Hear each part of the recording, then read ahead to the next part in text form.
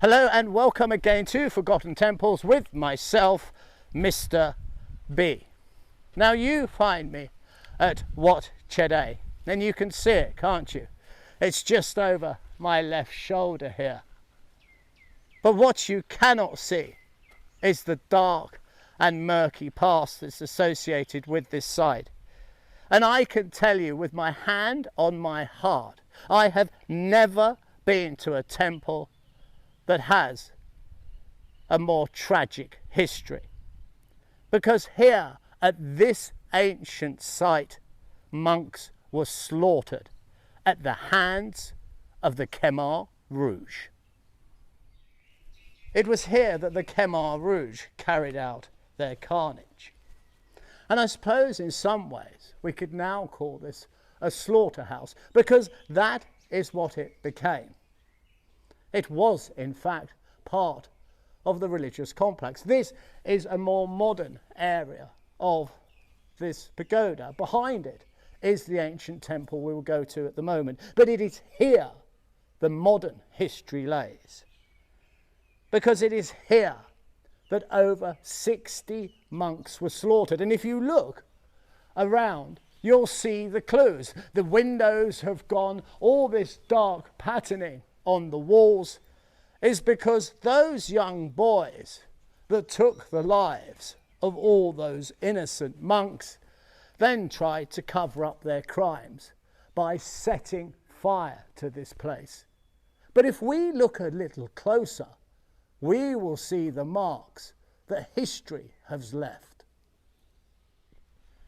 If you know where to look, history is not so difficult to decode.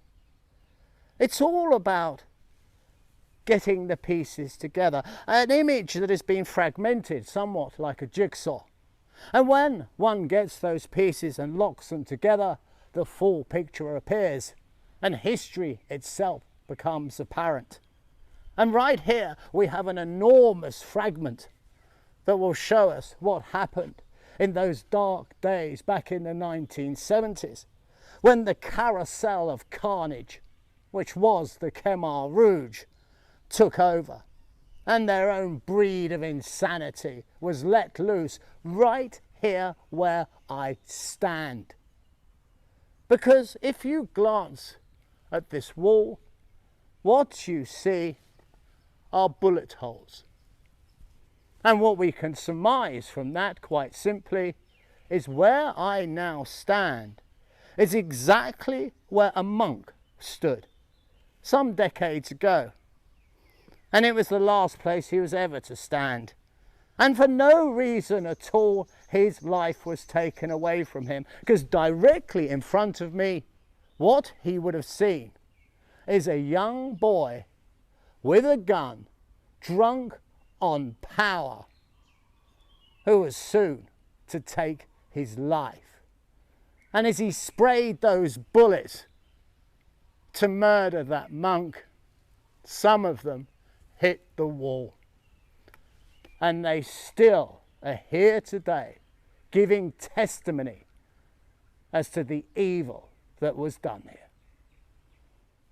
The modern temple where the carnage and the slaughter took place is literally just here. I could reach out and touch it. And as I say, those bullet holes will forever remain as testimony. And what is very interesting to me is this. For this is the ancient temple. This is why we came. But it was this temple that was left alone. And I really do mean left alone completely. Were these boy soldiers that were brought up deep in religion in some way affected? They knew in their subconscious that what they were doing were wrong, because they never touched this temple. If you look above, there is this lintel that is now protected by these mighty iron bars. But what we see is almost unique, a lintel that hasn't been altered in any way. And if I zoom in on it, what you'll see is an old friend of mine. And I certainly wasn't expecting to see him today, because we have the mighty white elephant that is Adavata, and atop of him is Indra, the noblest of gods in my world anyway. A flawed character indeed, but certainly a god of some praise. So let us go inside and see what is now within. Once the realm of Indra, that mighty Hindu god, it has been rededicated like so many temples. For inside now slumbers a golden Buddha. So what a strange place, I suppose. Certainly one of tragedy and sadness, held as it was in the grip of evil. And that evil didn't pass for many a long year. Over 2 million innocent people were to die. And some of them, as we know, died right here. And they were monks. And the reason for that was Pol Pot decided to abolish religion, as he did when he abolished money and everything else. The man was quite simply an idiot. Many call him a lunatic, but I don't. To me, he was the most foolish man that's ever walked this earth. And if you get a chance to come this way, then I certainly would. Because what I haven't shown you is around here is beautiful sunshine. So in the centre of it, there is this dark, I don't know, pearl. This dark chest that should always remain closed, but never forgotten.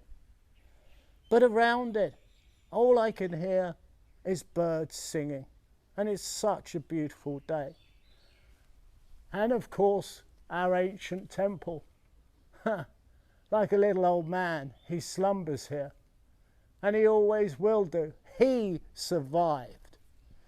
And as I inclinated, there may be a reason for that. Just maybe they showed him the respect that they never showed to their victims. As always, I very much hope you've enjoyed this little trip around in a place in a far-off mystical land. And if by chance you can help me build up this library of ancient and forgotten temples, then I would be truly grateful. Now, how you do that is very easily. It's www.patreon.com/temples. So, until next time, I wish you absolutely nothing but, of course, the very best. You be sure to take good care now.